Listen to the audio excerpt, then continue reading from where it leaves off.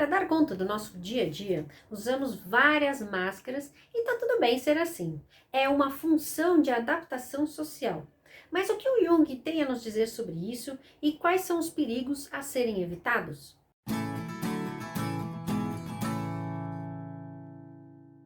Eu sou Vanessa Cosentino, analista junguiana, e tenho trazido conceitos do Jung na prática para te ajudar a ter mais autoconhecimento e criar melhores estratégias para os desafios que a vida te apresenta.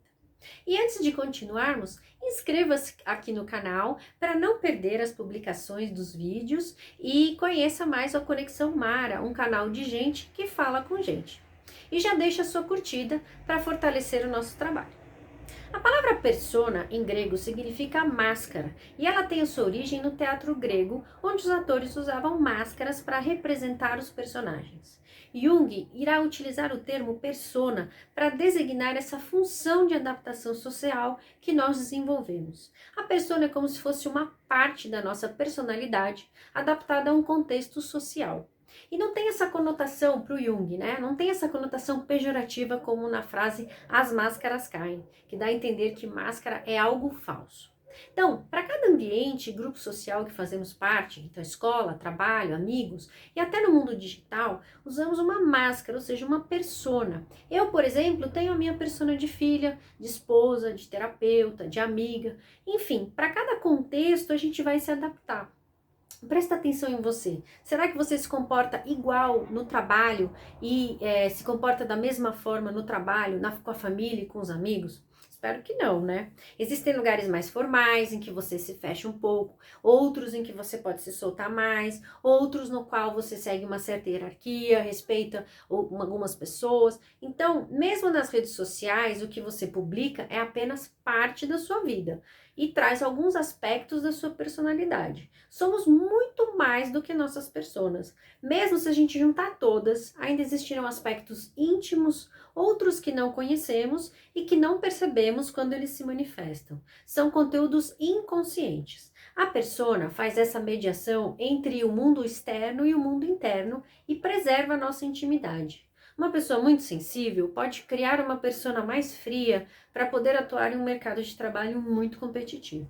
A questão é que quanto mais distante a persona for da pessoa, maior o esforço para sustentá-la, maior o gasto energético para isso, e pode chegar um momento em que a pessoa simplesmente não consegue mais sustentar.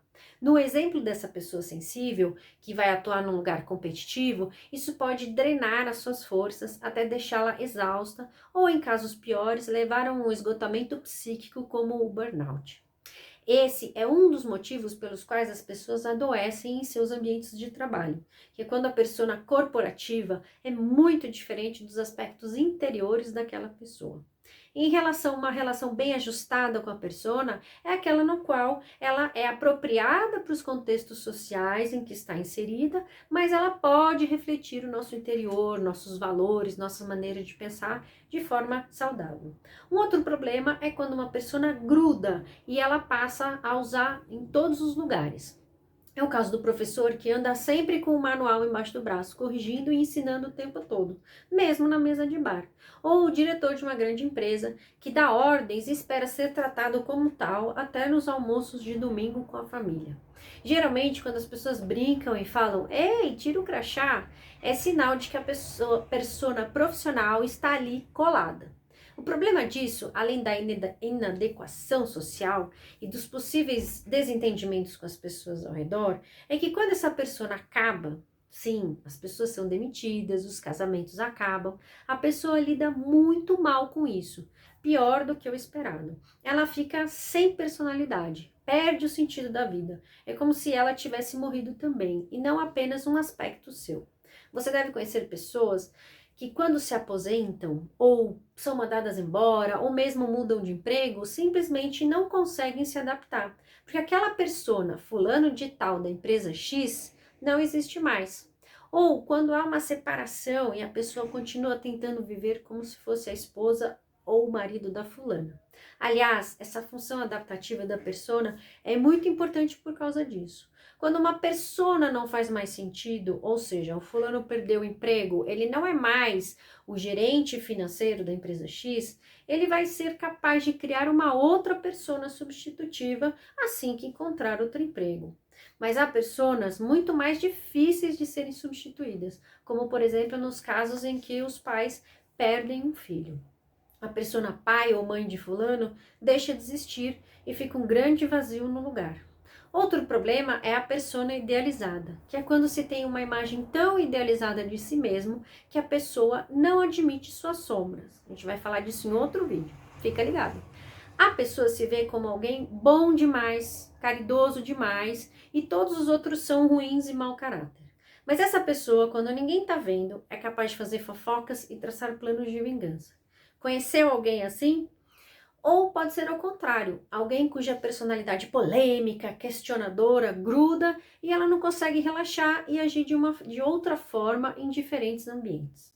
A identificação com a profissão, com a posição social ou com uma imagem idealizada é confortável e sedutora. Cuidado, pois essa persona única compensa e mascara as frustrações pessoais e incapacidade de lidarmos com essas questões, né, de maneira mais consciente. Quando você se deparar com uma pessoa de persona fixa, desconfie.